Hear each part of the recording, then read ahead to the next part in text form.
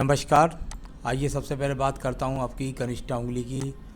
बुद्धि के स्तर को जानने वाली ये कनिष्ठा उंगली अच्छी याददाश्त के लिए, भाषा शैली के लिए, सभी गुणों को लेकर के, क्योंकि सूर्य के पहले कट तक ये उंगली पहुँच चुकी है, तो सारे गुण आपके यहाँ पर विराजमान हैं।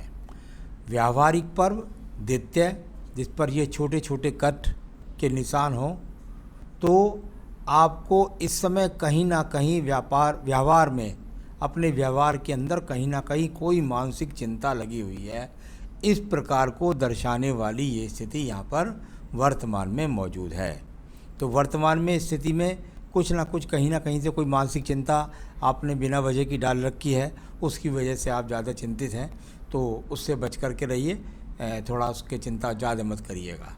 अब बात करता हूँ यहाँ पर मैं सीधा सीधा आपकी दूसरी उंगली, जिसको बोलते हैं यश और मान सम्मान की उंगली। भले ही इस पर बहुत बड़ी खड़ी हुई रेखा नहीं मिली है, बहुत ही ज़्यादा ऐसा नहीं कह सकते कि बहुत ज़्यादा कोई तरक्की की उन्नति का चिन्ह मिल गया है, लेकिन किसी भी प्रकार की कोई बदनामी का चिन्ह नहीं। साथ ही साथ सामान्य प्रसिद्धि का जो पर्व होते हैं वो यहाँ पर उंगलियों पर विराजमान है। तो सामान्य स्थिति का आपका स्तर है यहाँ पर आपकी पहचान। अब बात करता हूँ आपकी शनि की उंगली के बारे में। शनि की उंगली और सूर्य की उंगली जब आपस में चिपकी हो, तो व्यक्ति अपने जीवन में अपने माता पिता की सेवा करता है, परिवार को साथ लेकर के चलता है। यहाँ शनि पर्व को जब मैं देखता हूँ, तो उसकी सबसे आखिरी वाला जो पोरवा है, उसके अंदर कुछ जोड़ से दिखाई पड़ते हैं, यानी कुल इस प्रकार की स्थिति। और थोड़ा सा यहाँ पर ये जो जोड़ से हो रहे हैं ऊपर जंजीर सी, यहाँ इस तरह की स्थिति, और यहाँ तो कुल मिलाकर के कि एक ऐसा कह सकता हूँ, कहीं ना कहीं कोई ना कुछ आपके शरीर के अंदर स्वास्थ्य से आप इस समय ठीक नहीं है, यानी स्वास्थ्य में कुछ ना कुछ प्रॉब्लम चल रही है। साथ ही साथ धन के लेन देन में विशेष रूप से सतर्कता बरतें। अब बात करते हैं यहाँ पर बृहस्पति की उंगली के बारे में। बृहस्पति की उंगली संतान सुख के लिए, साथ ही साथ जानी जाती है ये यहाँ पर आपकी पत्नी से संबंध के लिए, ईश्वर के प्रति भक्ति के लिए, दान पुण्य के लिए, सभी चरण यहाँ पर ठीक लगते हैं कुल मिलाकर के। तो अभी यहाँ पर किसी भी प्रकार की कोई मनमुटाव पत्नी के साथ भी नहीं है। अब बात करता हूँ आपके बुध के पर्व की। बुध का पर्व, और यहाँ पर ये रेखाएं खड़ी हैं, इस पर एक छोटा सा यहाँ एक काला तिल भी है इस साइड में। ये इतना सा माइनर तिल प्रॉब्लम करता है संतान उत्पत्ति में। अगर ये यहाँ पर है तो ये अपने आप में प्रॉब्लम पैदा करता है, यानी संतान की अगर बात करता हूँ तो संतान उत्पत्ति में, और नहीं है तो कोई दिक्कत नहीं है। साथ ही साथ ये जो रेखा बनी हुई हैं, ये बताती हैं कि व्यक्ति के पास निरंतर रूप से धन के आगमन बने रहेंगे, स्थिति चाहे कुछ भी कैसी भी सही। अब बात करते हैं हम यहाँ पर आपके सीधा आपके सूर्य पर्व पर। सूर्य पर्व पर एक मछली का सा चिन्ह यहाँ पर उद्घोषित हो रहा है। जब इस प्रकार का चिन्ह हो, तो व्यक्ति का जिस क्षेत्र में रहते हैं वहाँ मान सम्मान होता है, और अपने कार्य क्षेत्र, नौकरी क्षेत्र, व्यापार क्षेत्र जिसमें भी हो, उसमें उसकी बहुत अच्छी लोग बाग इज्जत करते हैं। ये दिखलाने वाली यहाँ पर ये सूर्य का उंगली पर ये बनी हुई मछली का संकेत है, जो आपको नित्य प्रति, यानी कि ये मछली वेग के साथ चलने का मतलब होता है कि आदमी कदम कदम करके उन्नति की तरफ बढ़ना। तो इस प्रकार का संकेत यहाँ पर ये बना हुआ एक अच्छा संकेत कहलाता है।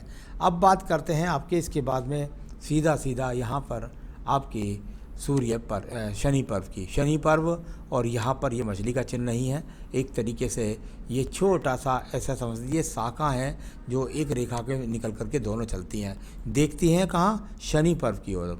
यानी कुल मिलाकर के जीवन के अंतिम समय तक धन के आगमन आपके पास बने रहेंगे, किसी के सामने आपका सम्मान नहीं झुकेगा। इस प्रकार का संकेत इस पर्व से अभी इतना ही जान सकते हैं, क्योंकि यहाँ अभी बहुत सारी रेखाएँ बनने बाकी हैं। अब बात करता हूँ बृहस्पति के पर्व पर। बृहस्पति के पर्व पर एक छोटा सा ब्रैकेट्स बना हुआ है, यानी एक इस प्रकार का चतुर्भुज जब आपके जीवन में बन जाए, तो निश्चित रूप से आपके जीवन के अंदर आपका स्वयं का मकान होता है।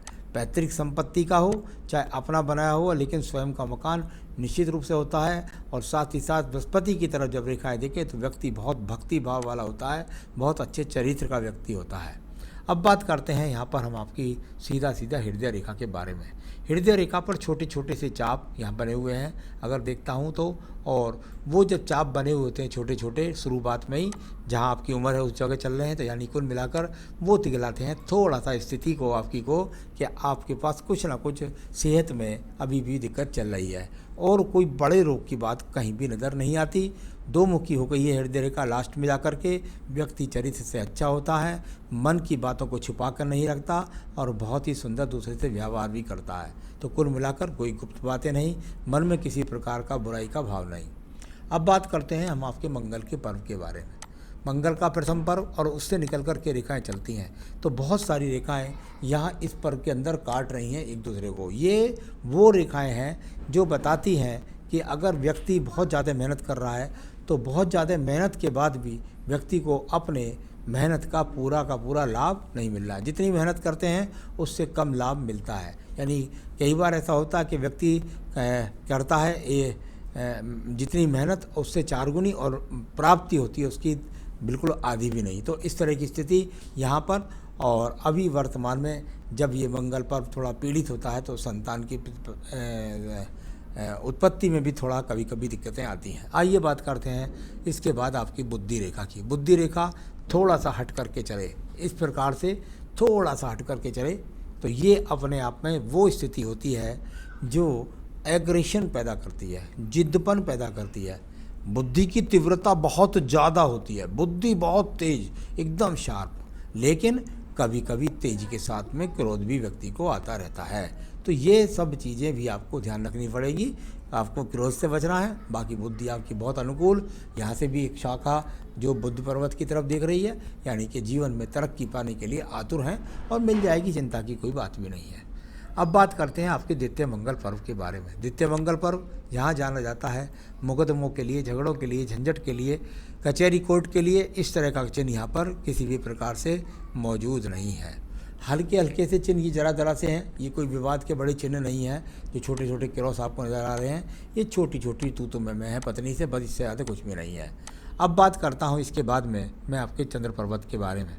चंद्र पर्वत और यहाँ से ये रेखाएँ थोड़ा सा कुछ एक दूसरे को काट करके चलती हैं, यानी कि कुल मिलाकर मन में आता है कि जाऊं दूर देश की यात्रा करूं, कुछ तीर्थ यात्राएं करूं, लेकिन वो सब योजनाएं अधूरी या अटपूट रह जाती हैं और वो काम पूरे हो नहीं पाते हैं। इस प्रकार का थोड़ा सा मानसिक टेंशन को भी दर्शाता हुआ आपका ये चंद्र पर्वत कुछ मानसिक चिंताओं को भी है, क्योंकि यहाँ पर कुछ काफ़ी सारे छोटे छोटे एक्स बने हुए हैं, तो ये थोड़ा सा मानसिक चिंता को भी दर्शाते हैं। किसी प्रकार का कोई ऐब नहीं, कोई किसी तरह का बुरे लोगों में उठना बैठना नहीं, ऐसी सब स्थितियाँ यहाँ पर हैं।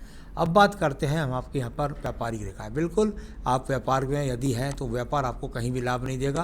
व्यापारिक रेखा यहाँ पर मजबूती के साथ में अगर कहूँ तो है नहीं है, यानी कि अगर व्यापार कर रहे हैं तो उसमें कोई बहुत ज़्यादा अड़चने यानी बहुत ज़्यादा अप डाउन का सामना करना पड़ जाएगा, लेकिन नौकरी का संकेत मुझे ज़्यादा दिखलाई पड़ता है। आइए बात करता हूँ यहाँ पर मैं सीधा आपकी एक और रेखा को जिसको बोलते हैं भाग्य रेखा। भाग्य रेखा का मणिबंध से व्यक्ति का संबंध हो जाए तो पैतृक काम व्यवसाय करते हैं कई लोग, साथ ही साथ अगर पैतृक व्यवसाय नहीं होता तो पैतृक संपत्ति मिलती है।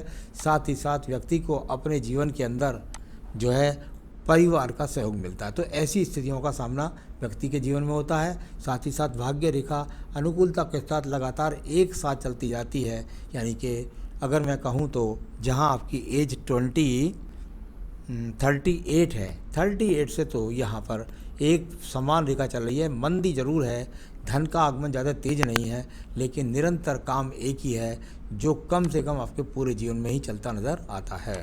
तो ये सब स्थिति यहाँ भाग्य रेखा की है। अब बात करते हैं इसके बाद में हम सीधा शुक्र पर्व के बारे में। शुक्र पर्व और थोड़ा सा चटका हुआ शुक्र पर्व है। जब थोड़ा सा चटका शुक्र पर्व हो तो ऐसा भी देखा जाता है कुछ संतान में कई चिन्ह यहाँ पर नज़र करके आए हैं संतान के बारे में। तो हो सकता है आपको संतान उत्पत्ति देरी से हुई हो, ऐसा आपके हाथ में बने हुए चिन्हों से लगता है। तो यहाँ कुल मिलाकर संसाधन की बात करता हूँ तो सामान्य संसाधन आपके पास में बने हुए हैं। अब बात करते हैं इसके बाद में हम आपके यहाँ सीधा संतान रेखा स्पष्ट नहीं है, तो मैंने वही कहा था कि आपके हाथ से स्पष्ट नज़र नहीं आती संतान रेखाएँ। अब बात करते हैं अगर आपको आयु रेखा की, तो यहाँ आपकी आयु रेखा में यदि मैं देखता हूँ तो शुरू में थोड़ा सा छिटकाव है। ये मंगल रेखा अंदर सपोर्ट में मजबूती के साथ नहीं है, शायद इसका लाभ नहीं मिल रहा आपको, लेकिन आयु रेखा यहाँ लगभग जाकर आपको काफ़ी अच्छा सहयोग कर रही है। 77-78 वर्ष की आयु रेखा भी आपके हाथ के अंदर है, तो कुल मिलाकर आयु रेखा भी आपकी मजबूत है। अब बात करते हैं आपके सवालों की। आपने पूछा स्वास्थ्य के बारे में। हाँ, मुझे निश्चित रूप से पूरे हाथ में लगा कि वर्तमान में कोई ना कोई छोटे मोटे रोग आपको चलते रहते हैं। उसके लिए मैं आपको उपाय बता दूंगा जो आप ठीक रहेंगे। आयु मैंने आपकी 78 बता दी है, उससे कोई सवाल पैदा ही नहीं फैले। आर्थिक स्थिति बिल्कुल सामान्य रूप से ठीक है, बहुत ज़्यादा करोड़पति हाथ नहीं है, लेकिन आर्थिक स्थिति सामान्य स्तर की है। संतान में आपके हिसाब से कुछ देरी से संतान उत्पत्ति का योग लगता है। और पत्नी के विषय में जानना चाहते हैं, पत्नी ठीक है, थोड़ा बहुत वैचारिक विभेद की बात है, कोई किसी भी बड़े स्तर का कोई भी पहलू सामने नहीं होगा। तो ये सब मैंने बताया आपको। अब मैं आपको बताता हूँ कि धन के आगमन बढ़ाने के लिए, साथ ही साथ संतान उत्पत्ति और संतान का लाभ प्राप्त करने के लिए, तो इसके लिए आप क्या करें। इसके लिए तो आपको फायर ओपल पहनना होगा। यहाँ इस उंगली में जितना जल्दी हो सके एक फायर ओपल पहनिएगा, यह आपके लिए बहुत लाभकारी, यही आपका रत्न भी बनता है। तो वो आप चाहें तो इसको मंगा सकते हैं मुझसे भी, मैं आपको उसका सैंपल दिखाकर आपके स्थान तक पहुंचा भी सकता हूं। बस पूजा में आपको केवल और केवल देवी कवच पढ़ना है। दुर्गा सप्तशती का देवी कवच का लिंक मैं दे रहूँगा। अब उस देवी कवच को नित्य अपनी पूजा में शामिल कर लीजिए और फिर देखिएगा आपके जीवन के अंतर्गत आपको रोगों से एकदम निजात मिल जाएगी। तो बस इतना करें, जीवन में सुखी रहें, यही मेरी शुभकामनाएँ। नमस्कार।